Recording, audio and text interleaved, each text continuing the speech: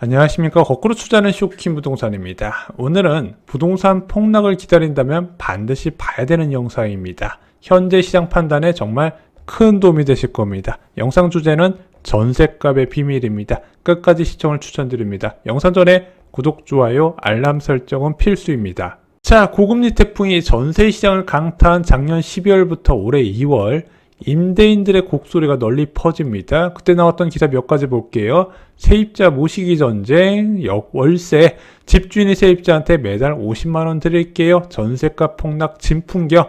얼마나 전세값이 하락했을까요? 잠실 리센츠 국민평수 전세값을 봤더니 14억에서 9억까지 빠집니다. 무려 35% 하락한 거죠. 자, 근데 리센츠 전세값이 급락한 거 하루아침에 일어났을까요? 그렇지 않습니다. 1년 동안 진행될 일이에요. 이 전세값 하락 과정에서 반드시 알아야 되는 것이 있습니다. 자, 2021년 8월 실거래 현황을 볼게요. 이때 구민평수 기준으로 매매 가격은 25억이었고요. 구평 전세 기준으로는 12억 9천에서 14억이었습니다. 중간값은 14억 5천 정도 나오네요. 전세가율은 53.8%였습니다. 자, 그리고 2022년 1월 리센츠 실거래 현황을 봤더니 이때도 구민평수 기준으로 25억, 구평 기준으로 전세 가격은 12억 3천에서 14억 정도가 실거래가 찍혔습니다. 중간값은 13.15억이었습니다. 전세가율은 52.5%였어요. 자, 이 수치를 잘 기억하시기 바랍니다.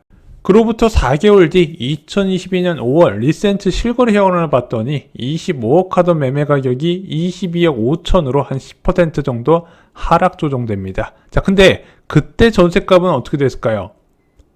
12억 3천에서 14억 가던 전세 가격이 10억에서 12억 정도로 조정이 됩니다. 중간값은 11억이에요. 전세가율이 48%로 절반이 안 되는 수준까지 떨어져요.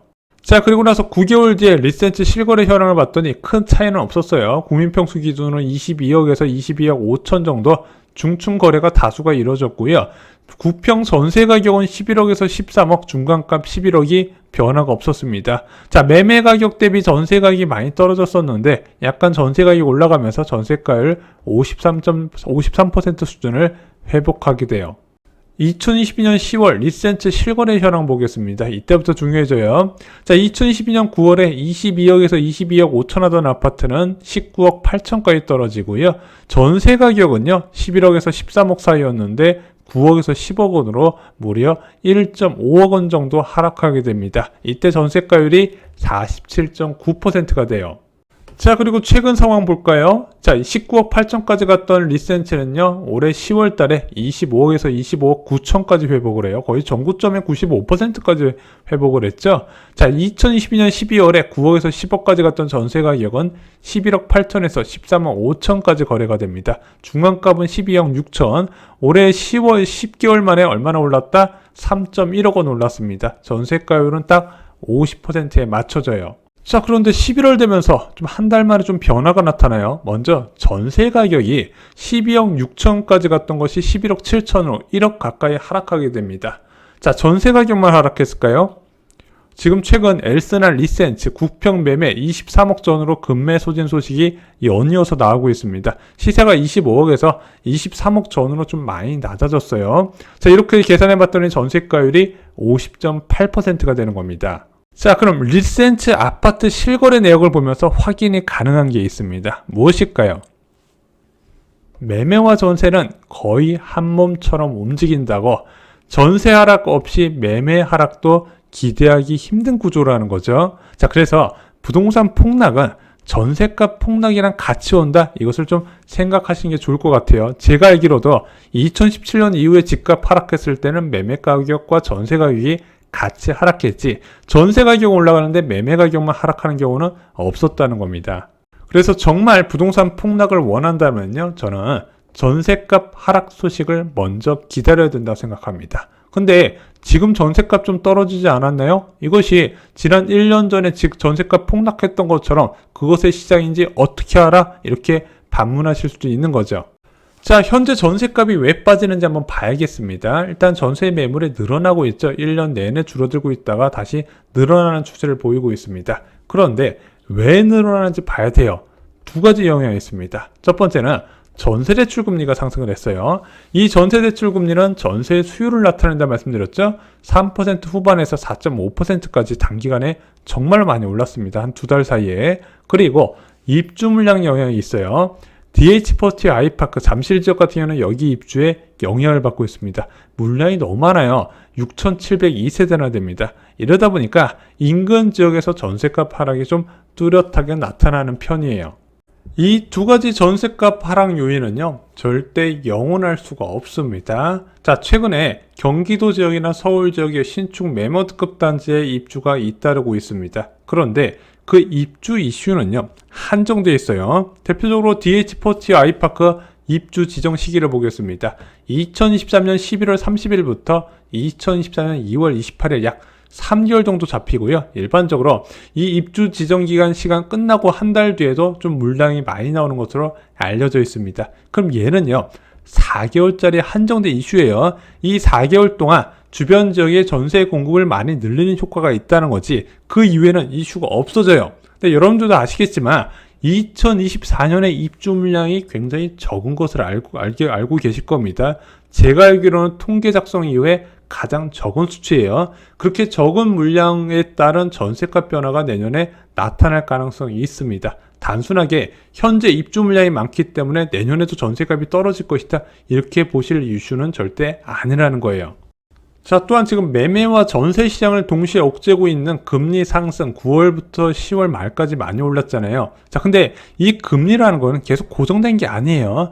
시장 참여자들의 미래 금리 전망에 따라서 계속 움직이게 돼 있습니다. 저희가 5년물 금융채 금리 변화를 계속 말씀드렸잖아요. 1년물 금융채 금리도요, 4.15에서 4.02%까지 낮아졌습니다. 물론 장기채만큼은 아니지만 계속 낮아지는 추세예요. 자, 얘가 왜 중요하냐? 1년물 금융채 금리가 얘가 예금 금리의 바로미터 역할을 합니다. 얘가 낮아지게 되면 예금 금리도 따라서 낮아져요. 자, 지금 4%대 예금 금리도 얼마 안 남았다, 막차가 떠난다는 이야기가 나오고 있죠. 실제 주요 은행들의 4% 정기 예금 많이 안 남았어요. 지금 3.9%까지 낮아지는 추세고요. 만약에 12월 달과 1월 달에 미국 경제 지표 발표된 것에 따라서 추가로 낮아질 가능성도 있습니다. 물론 이 미래 지표에 대해서는 아무도 모르겠지만 이 지표 변화에 따라서 전세 대출 금리는 움직일 수 있고, 그에 따라서 수요 변화가 나타날 수 있다는 겁니다. 현재 전세 수요가 줄어들고 있다고 앞으로도 계속 줄어든다고 생각을 하시면 안 된다는 거예요. 그리고 대부분의 채권 전문가들은요, 아무리 늦어도 내년 하반기에는 금리 인하가 진행될 것으로 본다는 겁니다. 기준금리가 인하되게 되면요, 전세 수요는 늘어날 수밖에 없어요. 앞서 전세 입주 물량이 내년에 가장 적다 말씀드렸잖아요. 금리 인하와 맞물리게 된다면 전세 수요는 다르게 나타나게 됩니다.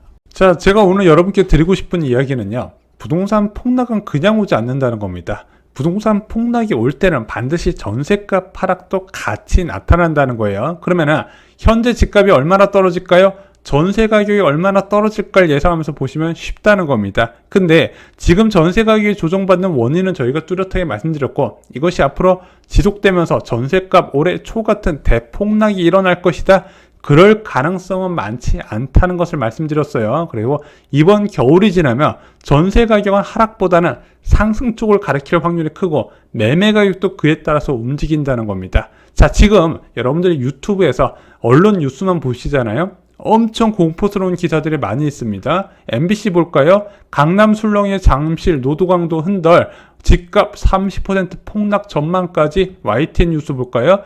이자 못 버티는 영끌 눈물의 경매 속출 사이네어 매물이 거래량 뚝 금액도 뚠. SBS 뉴스입니다. 온갖 공포스러운 언론사 보도들이 쏟아지게 됩니다. 근데 여러분들이 잊지 않으셔야 돼요. 언론은 항상 하락과 상승을 과장해서 보도를 한다는 거죠. 그래서 과도하게 공포에 휩싸이기 이전에 여러분들이 실제 발로 뛰면서 진짜 언론사 말대로 아니면 전문가들 이야기대로 시장이 대폭락을 하고 있는지 보시란 말입니다. 실제 가보시면 그런 느낌 전혀 못 받으실 거예요. 여러분들 발로 얻으신 정보를 믿으시기 바랍니다. 올해 1월, 2월에 기회 잡으신 분들을요, 시장을 믿지 않고 스스로의 발과 판단을 믿으신 것의 결과입니다. 아직 저는 기회가 있다고 생각을 합니다. 자, 12월에 역대급 큰 시장이 열리죠. 바로 장의자일 레지던트 올림픽파크 포레온 철산자의 더 헤리티지 같은 굵직굵직한 대여급 분양권 전매 제한이 풀리게 됩니다. 자, 이 분양권 전매는요, 부자가 되는 첫걸음이라고 많이 말씀을 드렸습니다. 이와 관련된 내용 부자가 되려면 청약에 미쳐라에서 쉽게 만나보시기 바랍니다. 이상으로 영상 마치겠습니다. 좋아요, 구독, 공유 꼭 부탁드립니다. 감사합니다.